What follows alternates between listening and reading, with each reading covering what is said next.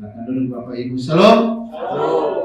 Salam sejahtera dalam kasih Tuhan Yesus Kristus. Bapak Ibu, kita ada di bulan Agustus ya. Tadi saya lihat Pak Gembala pakai baju adat tua. Hampir saya tidak kenal ya. Ya, Bapak ini menunjukkan bahwa Pak Gembala cinta Indonesia. Amin. Harusnya kita tadi semua pakai baju daerah ya. Hari Minggu ya? Iya. Wow, luar biasa. Keren ya. Ini pemanasan, Pak. Pemanasan. Akhirnya khotbah saya berubah gara-gara saya lihat Pak Pendeta ya. Saya ini masih berkaitan dengan kita akan merayakan 17 Agustus hari kemerdekaan negara tercinta, negara Indonesia yang ke-80 Bapak Ibu.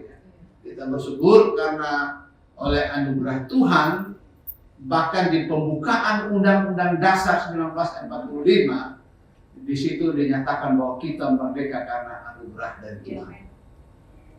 Sekalipun memang para pahlawan kita ya sudah berjuang mati-matian untuk bagaimana mengusir penjajah dari negeri yang tercinta ini, tetapi kita percaya juga dalam iman kita bahwa Indonesia bisa merdeka karena berkat kasih karunia daripada Tuhan.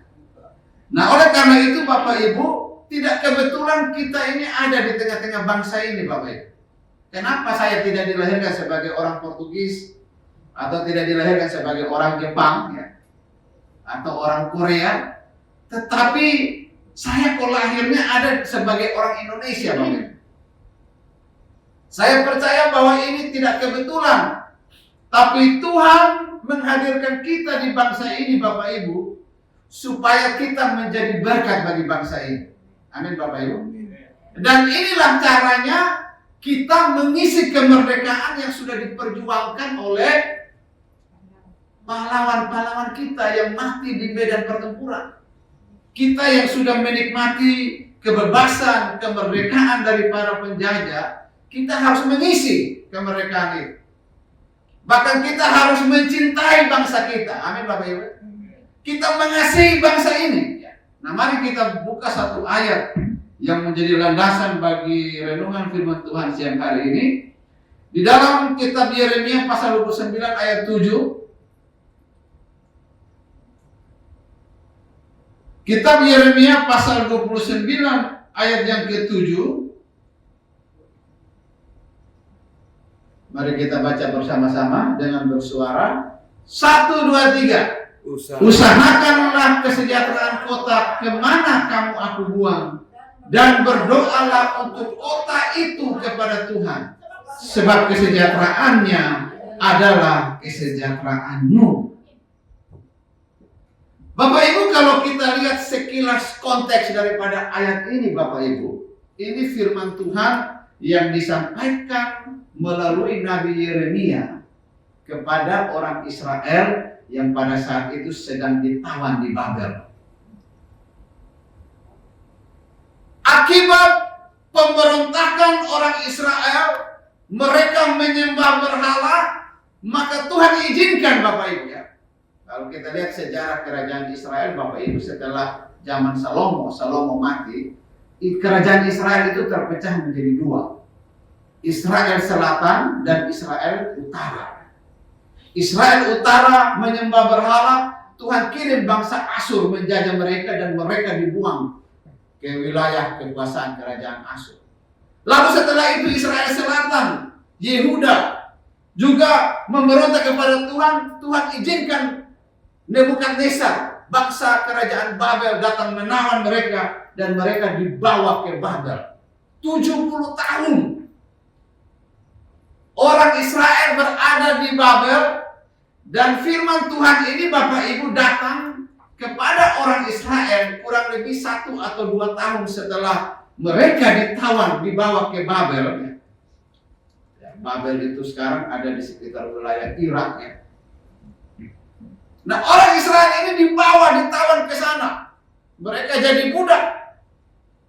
Nah, Tuhan datang melalui Yeremia. Apa yang Tuhan bilang? Sekalipun mereka sedang ada di negeri orang, itu bukan negara mereka. Negara yang menjajah mereka, yang telah menghancurkan Yerusalem. Bapak Ibu, waktu Nebukadnezar datang ke Yerusalem, itu bait Allah itu dihancurkan. Bait Allah yang dibangun oleh Salomo. Perkakas-perkakas bait Allah, ya, alat-alat penyembahan ritual orang Israel, semua diangkut dibawa ke Babel sana, termasuk orang-orang Israel.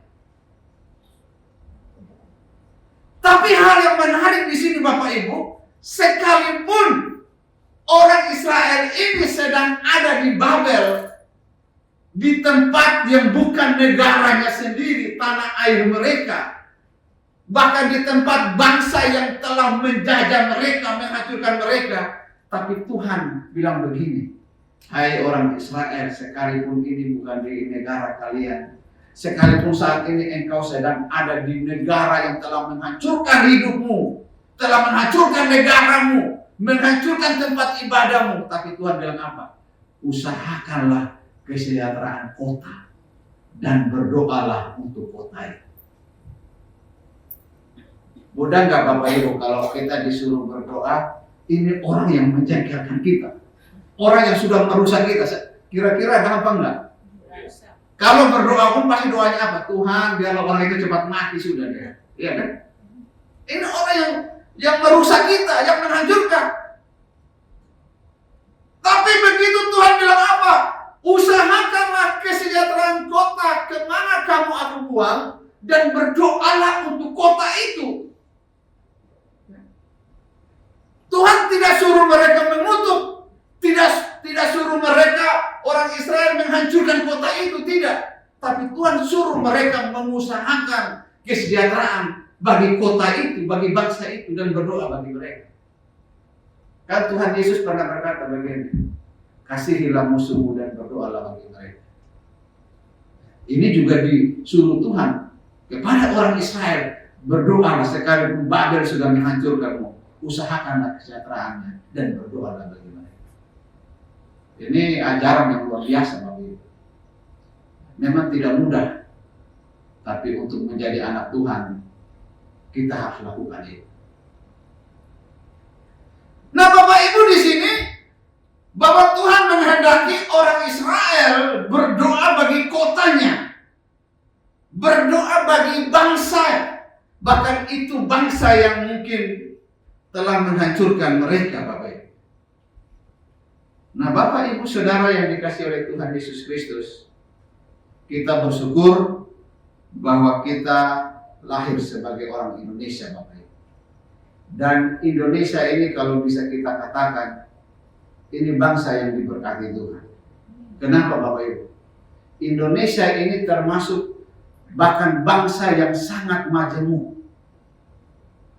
Kalau kita ke negara-negara lain mungkin, kalau kita lihat orang itu berkulit putih, semuanya berkulit putih, semuanya rambutnya lurus. Tapi Indonesia warna-warni. Bukankah itu kekayaan Bapak Ibu? Kalau kita lihat hanya warnanya satu, suka bosan nggak? Lama-lama bosan kan? Bosan nggak Bapak Ibu? Kalau hanya satu aja.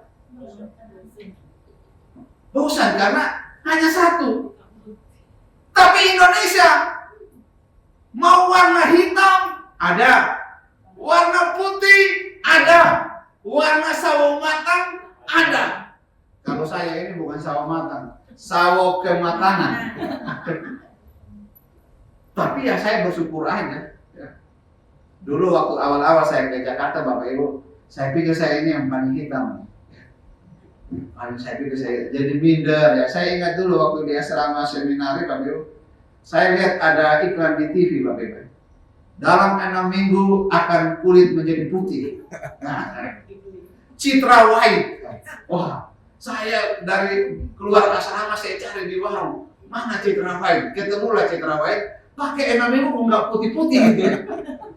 Temanku bilang, Joel, kamu memang sudah dilahirkan seperti itu. Jangan maksa diri gitu kan. Ya.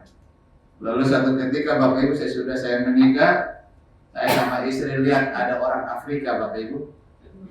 Nah, lalu istriku bilang, kamu lihat lebih hitam itu daripada kau gitu kan. Jadi bersyukurlah dengan warna kulit. Nah Bapak Ibu, Indonesia ini kaya Bapak Ibu.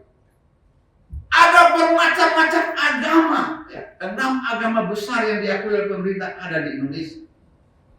Agama-agama yang disebut aliran kepercayaan. Hampir setiap suku punya aliran, punya agamanya sendiri. Betapa kayanya Indonesia ini Bapak Ibu ya. Lautannya sangat luas, daratnya sangat luas, hutannya sangat luas. Dan kita ada di tengah-tengah bangsa yang sangat majemuk. Maka bagaimana respon orang Kristen Bapak Ibu? Ada satu ayat dalam Mazmur 145 kalau nggak salah ayat 9. Di situ dikatakan Tuhan itu baik kepada semua orang. Ini yang menjadi tema PGI beberapa puluh tahun lalu, menyikapi soal pluralisme. Bagaimana keberagaman yang ada di Indonesia. Dasarnya apa? Kenapa kita harus baik? Kita harus mengasihi bangsa ini, mengasihi orang-orang yang ada di bangsa ini, sekalipun warna kulitnya beda, agamanya beda, kulitnya beda, karena dasarnya ayat itu, Tuhan itu baik kepada semua orang. Amin. Mau warna kulitnya apa, suku apa, agama apa, ada berapa, Tuhan itu baik kepada semua.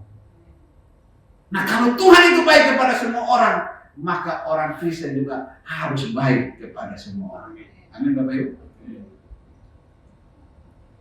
Bapak Ibu, kalau kita bicara soal mengasihi bangsa, Bapak Ibu, mencintai bangsa,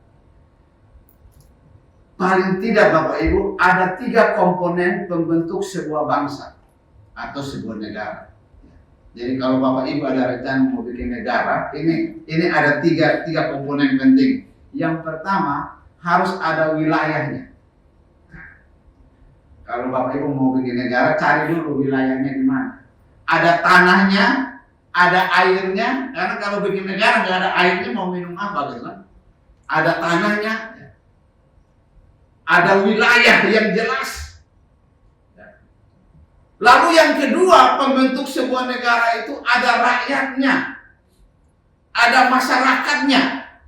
Lalu yang ketiga ada pemerintah, yaitu orang yang mengelola negara itu. Nah, ketika kita bicara tentang panggilan orang Kristen, partisipasi gereja dalam ikut membangun bangsa dan negara, di dalam kita mencintai bangsa dan negara, maka artinya bahwa ketika kita bilang kita mengasihi bangsa kita, maka tadi 3 komponen itu. Kita mengasihi pemerintahnya. Kita bilang kita mengasihi bangsa, nggak bisa kalau kita membenci pemerintah. Dan Alkitab bilang apa kepada orang Kristen? Hormatilah pemerintah itu. Karena pemerintah adalah wakil rakyat Di dunia. di dunia. Amin. Kita harus mendoakan pemerintah kita. Tadi ada ayatnya, doakanlah kota itu. Jadi bukti daripada bentuk kita mengasihi bangsa kita, kita berdoa, kita mendukung, kita mengasihi pemerintah kita. Amin. Lalu yang kedua juga kalau kita bilang kita mengasihi bangsa ini, kita mengasihi rakyatnya, orang-orang yang ada di bangsa ini. Ya, mau dia suku apapun Bapak Ibu, dia sebagai satu bangsa dengan kita, maka kita harus mengasihi mereka. Lalu juga yang ketiga kita mengasihi wilayahnya, alamnya, lingkungannya. Ya. Bagaimana bentuk kita mencintai bangsa ini? Kita mengasihi alamnya, lingkungannya. Misalnya tidak buang sampah sembarangan, membersihkan got ya, tidak menebang hutan secara sembarangan ya. Kita tanam pohon di depan rumah Bapak Ibu. Satu rumah satu pohon kan, ada program pemerintah. Satu rumah satu pohon. Saya di rumah saya nanam pohon jambu, cangkok saya bawa dari Lampung saya nanam. Ya, ikut mensukseskan program pemerintah. Lalu jambu itu berbuah, satu komplek ikut makan Bapak Ibu. Jadi berkat kan? Bahkan beberapa tetangga mereka minta dicangkokkan mangganya, jambu. Jadi dicangkok lalu dia tanam lagi ya. Itu Bapak Ibu kita jadi berkat. Hanya lewat hal sepele. Sebagai bentuk kita mencintai bangsa kita, bangsa dan negara. Ini yang harus kita lakukan ketika kita memperingati kemerdekaan bangsa kita. Nah Bapak Ibu Saudara yang dikasihi oleh Tuhan Yesus Kristus,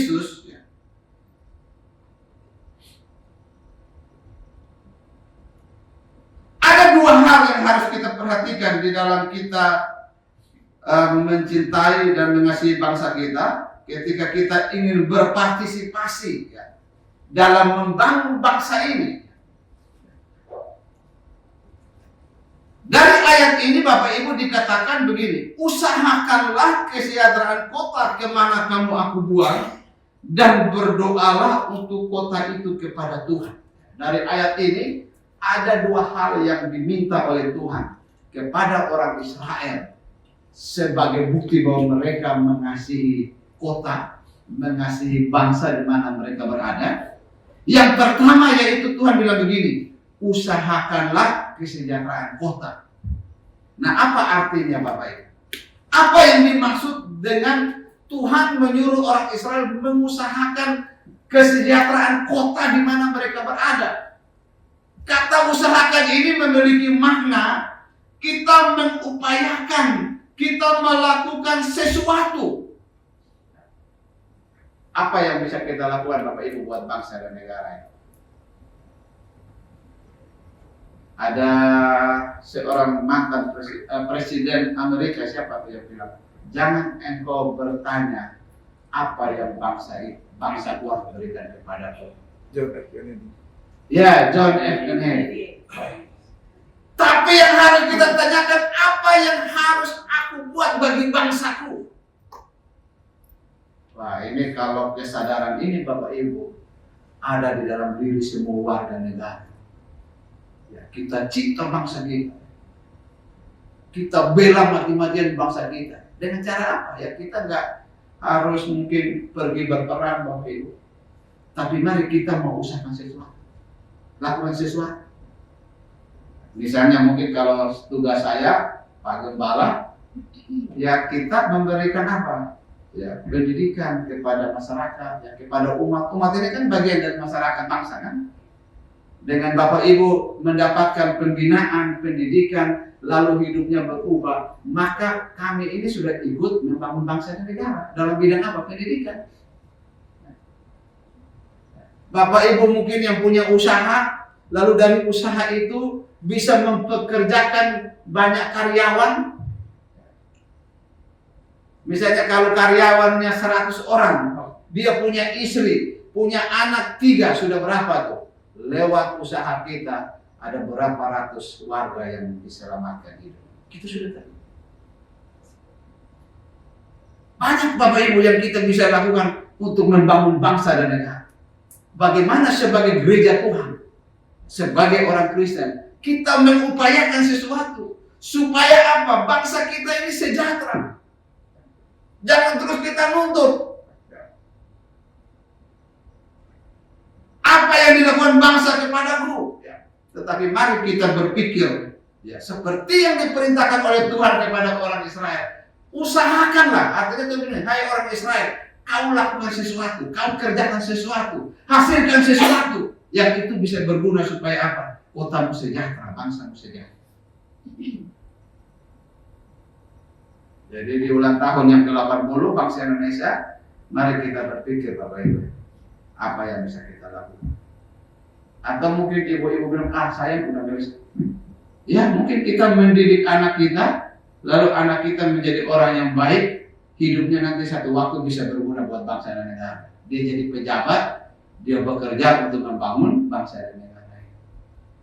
Banyak Bapak Ibu yang bisa kita lakukan. Mengusahakan kesejahteraan masyarakat, bangsa dan negara. Ya. Dan Bapak Ibu, ayat ini relevan dengan apa yang menjadi tujuan dan cita-cita nasional bangsa kita. Ya. Itu tertuang dalam pembukaan Undang-Undang Dasar 1945. Yaitu apa? Mengusahakan masyarakat yang adil dan makmur. Masyarakat yang sejahtera. Jadi ini tujuan daripada negara kita. Sesuai dengan ayat ini Bapak Ibu. Usahakanlah kesejahteraan. Ini menjadi cita-cita nasional bangsa kita. Dan gereja Tuhan Bapak Ibu dipanggil untuk berpartisipasi aktif. Melakukan sesuatu agar bisa ikut dalam membangun bangsa dan negara ini. Kemudian yang kedua Bapak Ibu, yang diperintahkan oleh Tuhan kepada orang Israel, kalau tadi mengusahakan, berarti itu bicara soal apa kontribusi kita dalam melakukan sesuatu, ya. Aksi nyata kita yang berguna buat orang-orang yang ada di sekitar kita, buat masyarakat, buat bangsa dan negara. Nah yang kedua, firman Tuhan berkata, berdoalah kepada Tuhan. Berdoalah untuk kota itu kepada Tuhan. Hal yang kedua yang harus kita lakukan, kalau tadi aksi nyata kita yang langsung terlihat oleh orang-orang yang ada di sekitar kita, maka yang kedua Tuhan bilang apa? Kita harus berdoa buat bangsa. Nah ini mungkin pekerjaan yang sebenarnya tidak butuh biaya Bapak Ibu, tidak butuh tenaga yang banyak. Kita di rumah kita berdoa Bapak Ibu. Berapa kali kita berdoa buat bangsa dan negara kita Bapak Ibu? Apa tiap hari kita doanya, Tuhan berkati saya, Tuhan berkati saya. Pernah nggak kita berpikir kita berdoa buat bangsa ini? Bangsa ini membutuhkan doa dari kita Bapak Ibu. Amin. Bangsa ini kuat, bangsa ini akan menjadi bangsa yang diberkati oleh Tuhan, pemerintahnya diberkati oleh Tuhan, takut akan Tuhan. Kalau kita orang Kristen mau berdoa, kita berdoa syafaat buat bangsa ini. Kita menaikkan doa-doa kita, pengharapan kita kepada Tuhan untuk bangsa dan negara kita. Dan kita percaya bahwa doa membawa perubahan, doa memanggil Tuhan untuk bekerja di atas bangsa ini. Amin Bapak Ibu. Karena Alkitab bilang apa? Doa orang yang benar, bila dengan yakin didoakan, sangat besar kuasa. Ketika orang Kristen berdoa buat bangsa ini Bapak Ibu, maka Tuhan akan bekerja atas bangsa ini. Tuhan akan mencurahkan berkatnya atas bangsa ini. Tuhan akan memberkati pemerintah bangsa ini, memberkati masyarakatnya, memberkati tanahnya, udaranya, airnya, laut, darat, hutannya, semuanya pasti akan diberkati oleh Tuhan. Jadi Bapak Ibu kita bersyukur Bapak Ibu ya. Bangsa ini bangsa yang luar biasa. Jadi di dalam setiap peribadatan orang Kristen Bapak Ibu harus disertai dengan kita menaikkan doa-doa syafaat kita. Dan itu terus dilakukan di ibadah-ibadah gereja Bapak Ibu. Setiap minggu semua gereja, semua orang Kristen selalu berdoa buat bangsa kita. Nah Bapak Ibu Saudara yang dikasihi oleh Tuhan Yesus Kristus, orang Kristen di Indonesia terpanggil untuk menjadi garam dan terang dunia melalui iman Kristiani. Untuk terlibat aktif dalam upaya untuk ikut serta membangun bangsa dan negara, dan juga kita memberikan waktu kita untuk kita berdoa buat bangsa ini. Kenapa Bapak Ibu? Kalau kita lihat dari ayat ini, kenapa kita harus berusaha mengusahakan kesejahteraan kota, bangsa, dan berdoa untuk kota dan bangsa? Alkitab bilang apa? Sebab kesejahteraannya adalah kesejahteraan. Kalau kota bangsa kita menjadi sejahtera, maka pasti rakyatnya juga sejahtera. Memang sih Bapak Ibu, ada banyak juga orang yang mungkin mereka sinis terhadap apa yang dilakukan oleh pemerintah kita ya. Sehingga terkesan bahwa kok bangsa ini pemerintah tidak memperhatikan rakyatnya. Nah Bapak Ibu, apapun yang dilakukan oleh pemerintah Bapak Ibu, ya tugas kita, pokoknya kita harus terus berdoa buat bangsa ini. Kita terus mengusahakan kesejahteraan bagi bangsa dan negara. Nah Bapak Ibu Saudara, di dalam ulang tahun negara kita yang ke-80, mari kita terus memberikan hidup kita untuk kita aktif, kita berpartisipasi secara aktif untuk ikut serta di dalam membangun bangsa dan negara kita. Amin buat firman Tuhan. Iya Bapak Ibu, kalau lihat saya pakaian adat, sebenarnya nggak full pakaian adat ya Bapak Ibu ya. Ya minimal ada ulos, ada tutup kepala gitu ya. Kenapa ini saya akan memberikan contoh. Karena apa? Karena hari Minggu kita akan didorong, diajak untuk kita pakaian adat ya. Ya Bapak Ibu ya. Nanti ada pemenangnya yang favorit ya. Nggak ada yang terbaik nggak. Pokoknya yang favorit. Jadi nanti ada beberapa orang yang menilai ya. Jadi kita bisa pakaian adat, kan kerennya menyambut 17 Agustus. Bahkan juga nanti pendetanya juga yang khotbah kita undang juga, kita sarankan juga pakaian adat. Nah nanti ada Pak Nyoman Agus, nah itu beliau itu tentara aktif. Kita juga minta pakai tentara, kan mantap Bapak Ibu. 17 Agustus pakai tentara gitu kan. Jadi itu ya, jadi 17 Agustus. Makanya sekarang saya tampil supaya saudara juga terdorong, diingatkan, oh iya hari Minggu saya akan menyiapkan pakaian adat gitu ya. Jadi ini saya nih kayak contoh aja. Jadi sekarang saya tampil, Pak Pendeta pakaian adat, ya supaya hari Minggu kita juga mari sama-sama menggunakan pakaian adat ya, keren ya. Kita rayakan 17 Agustus dengan cara yang unik ya, caranya kita. Kalau di luar sana berbagai cara ya, ada panjat pinang, ada perang bantal, ada bawa ya segala macam lah. Tapi kita lomba pakaian adat yang favorit. Keren kan? Jadi saya ajak kita nanti pakaian adat ya terserah ya, usahakan. Nggak harus di daerah saudara. Jadi misalkan saudara orang Manado, nggak harus pakai Manado. Yang ada di rumah saudara aja, mungkin pakaian NTT ya pakai aja pakaian NTT. Walaupun saudara bukan orang NTT gitu ya, kan keren jadinya. Kan nggak ada pengecekan KTP, kamu suku apa? Di KTP juga nggak ada suku kan? Agama paling. Jadi pakai aja yang ada pada saudara ya. Saya memberi contoh hari ini, saya pakai pakaian adat Batak, ada ulos dan tutup kepala, keren. Ini atas kebaikannya Ibu Fatma ya, keren. Ya, jadi kalau pakai penutup kepala di gereja itu nggak ada masalah.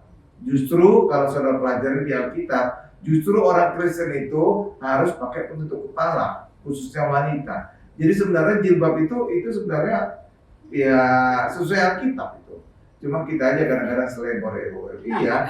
Jadi tulisan Rasul Paulus menyarankan wanita yang terhormat menggunakan penutup kepala. Iya, itu benar itu. Makanya kalau saudara perhatikan suster-suster di gereja, ada gereja yang lama gitu Ibu, pasti kan pakai penutup kepala kan? Ya kan? Iya, itu sesuai Alkitab itu. Nah, gitu ya Bapak Ibu.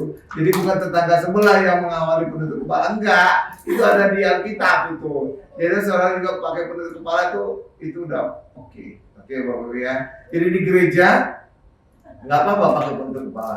Justru kalau saudara pernah ke Israel, pada saat kita mendatangi makam Raja Daud, saudara harus memakai penutup kepala. Sudah disediakan topi kertas.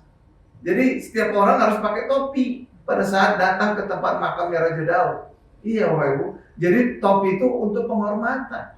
Tapi kalau kita kan budayanya beda ya. Kalau orang pakai topi di gereja kesannya gimana gitu ya. Padahal sebenarnya itu sesuai Alkitab. Sesuai Alkitab itu Bapak Ibu. Jadi it's okay ya, pakai penutup kepala ya. Karena apa? Itu sesuai Alkitab. Oke, ya bahkan juga ini saya kasih contoh yang kedua. Orang Kristen biasanya kan diajarkan doa lipat tangan kan? Enggak. Kalau saudara baca tulisan Rasul Paulus, justru saudara harus angkat tangan. Tetangga sebelah ngikuti. Itu benar itu.